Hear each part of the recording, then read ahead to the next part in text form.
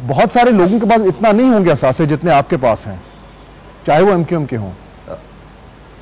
हाँ, कोई बात नहीं, इसमें ऐसी कोई ढकी छुपी चीज नहीं है, कम से कम हमने अवाम के सामने रखा है। देखिए, जहां तक एमक्यूएम का ताल्लुक है, एमक्यूएम ने डिलीवर किया है, काम किया है तो वोट मिला है। कश्मीर में काम किया है तो वोट मिला, गिलगित में काम किया तो वोट मिला, कराची में डेवलपमेंट की है तो अवाम उनके साथ हैं। मुझे पता है कि आज किसी हवाले से वोट नहीं मिलेगा, जो काम करेगा उसको वोट मिलेगा। तो ऐसी बात नहीं है। एमक्यूएम के जितने जिम्मेदार हैं, जितने पार्लियामेंट के मेंबर्स हैं, वो अपने इलाकों में काम करते हैं, प्रेजेंट होते हैं, अवेलेबल होते हैं। आज मुश्किल यह है कि टिकट्स जो है, जैसे कि मैंने पहले कहा, मौरूसी सियासत चली हुई है, दोनों बड़ी जमातों में मौरूसी सियासत है। अपने ताए चाचा बहनोई साले बहने बेटियों को टिकट दिए जा रहे हैं। कारकुन जो है वो दूर बैठ के देख रहा है कि सारा जिंदगी काम मैंने किया। बहुत सारी मिसालें मैं दे सकता हूं आपको। अब वक्त आ गया है कि जो वो कारकुनान है वो एमक्यूएम की तरफ देख रहे हैं पंजाब में, और इंशाल्लाह आने वाला वक्त जो है वो आप देखोगे। हमारे जलसे शो कर रहे थे, कन्वेंशन ने हमें साबित किया है कि वहां का जो लोकल तबका है वो हमारे साथ आना चाहता है। ठीक है, और वो मेरा ख्याल है दूध का दूध पानी का पानी जल्द हो जाएगा।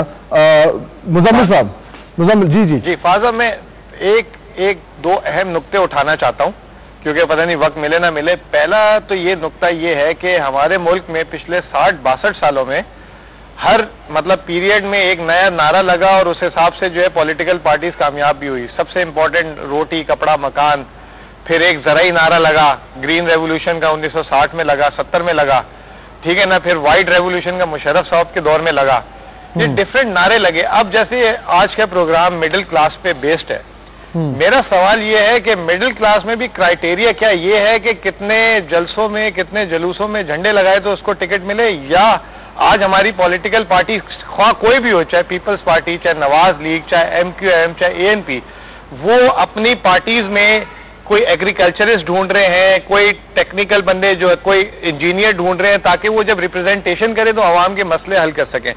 अभी जो हमारे जितने भी एमएनए हैं, इनकी आप अगर एक्सपर्टीज निकालें या डिफरेंट पार्टीज में निकालें, तो वो अपना जो नया कैपिटल या फ्यूचर के पॉलिटिशियंस किस तरीके से जनरेट कर रहे हैं। जैसे अमेरिका की एग्जांपल देता हूं, एक क्लिंटन है, क्लिंटन ने क्लिंटन फाउंडेशन बनाई हुई है, जहां पे वो इंजीनियर्स को स्पॉन्सर कर रहे हैं कि फ्यूचर में वो लोग आगे हैं। आपका कहने का मतलब है कि टेक्निकली उनके पास वो क्वालिफिकेशंस नहीं है, वो एक्सपर्टीज नहीं है, मतलब जितने भी आगे मिडिल क्लास भी, अगर मिडिल क्लास में भी आते हैं तो उसका क्या क्राइटेरिया ये होगा कि वो कितना पार्टी में आता था, कितना जलसों में आता था, कितनी मीटिंग्स अटेंड करता था, या वाकई में पूल ऑफ टैलेंट के हमें जी आगे जाके 50 एग्रीकल्चरिस्ट, 50 इकोनॉमिस्ट, 50 इंजीनियर, इस तरह के लोग, ताकि जब वो आए असेंबलीज में आए तो वो मुल्क के मसाइल हल कर सकें। ठीक है, ये जो अभी आप वसीम अख्तर साहब बात कर रहे थे मौरूसी सियासत की, अवैस लगाई साहब हमारे साथ मौजूद है। अवैस साहब, आपका जो इलेक्शन हुआ था NA 173 में, मैं उसकी लिस्ट देख रहा था, उसमें 7 उम्मीदवार हैं, उनमें से मैं 5 के नाम आपको पढ़ के सुनाता हूँ, वसीम अख्तर साहब भी सुन रहे हैं। सरदार अवैस अहमद खान लगारी, सरदार हुसैन अहमद खान लगारी,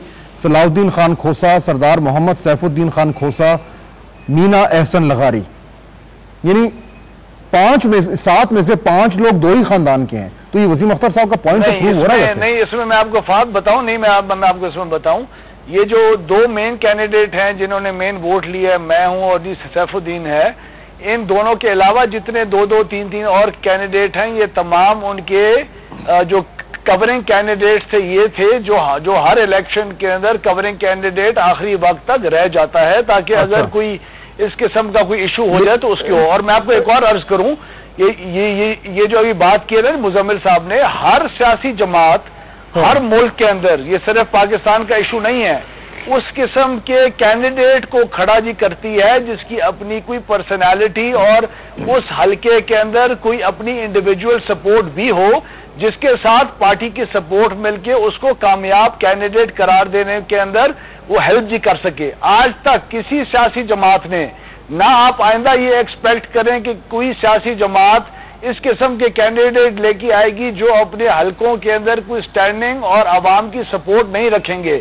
टिकट देते वक्त हर सियासी जमात की कंसिडरेशन ये होती है कि हमने ये सीट इलेक्टेबिलिटी के लिहाज से विन कर सकते हैं या नहीं विन कर सकते। ठीक है, वसीम अख्तर साहब खत्म हो रहा है जी, हमारा वक्त बहुत खत्म हो रहा है जी, बात करना चाहूंगा जी। देखिए, एमक्यूएम वाहिद जमात है इस मुल्क की जिसमें ऐसा कैंडिडेट कैंडिडेट ऐसा नहीं ढूंढा जाता जिसकी अपनी कोई से हो।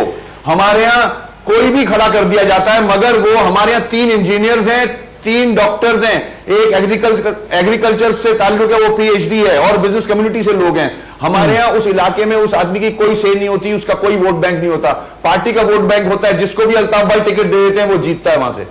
ठीक है, अच्छा फाइनली मैं बिल्कुल वक्त खत्म हो गया है। मैं ये जानना चाहूंगा मुजम्मिल साहब, फाइनली आप बात सुन रहे थे, ये सारी डिस्कशन सुनने के बाद क्या आप कन्विंस हो गए हैं कि मिडिल क्लास के शख्स के लिए पाकिस्तान में सियासत करना आसान हो रहा है? कल को आप इलेक्शन लड़ना चाहें मुजम्मिल साहब तो आप लड़ सकते हैं, आसानी हो रही है?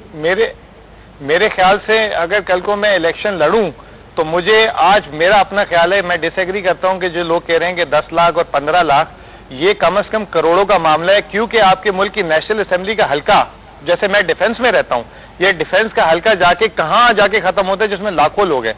तो मैं इलेक्शन लड़ ही नहीं सकता, मेरी रीच में ही नहीं है, अनलेस के कोई पॉलिटिकल पार्टी का मेरे ऊपर हाथ हो, और पॉलिटिकल पार्टी का भी हाथ ऐसे नहीं किसी का हो सकता।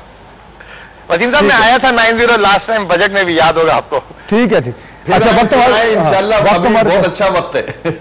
वक्त हमारा खत्म हो गया है। मैं तीनों मेहमानों का शुक्रिया अदा करूंगा। बात इसलिए हम आज का जो मौजू है इसलिए अहम था क्योंकि जैसा कि मैंने कहा कि अर्बनाइजेशन बड़ी तेजी से पाकिस्तान में हो रही है। मिडिल क्लास वो क्लास है जो हमेशा प्रोग्रेसिव होती है, जो तब्दीली के लिए तैयार होती है, बल्कि उस तब्दीली को पुश करती है। इसलिए जब तक पाकिस्तान में मिडिल क्लास का इन्फ्लुएंस नहीं आएगा, असर रसूख नहीं आएगा क़यादत के लेवल पर, तब तक वो बुनियादी तब्दीलियां जो हम लाना चाहते हैं वो उस तेजी से नहीं आ सकेंगी जितनी तेजी से उनकी आने की पाकिस्तान में जरूरत है। फवाद हुसैन को इजाज़त दीजिए। अल्लाह हाफ़िज़।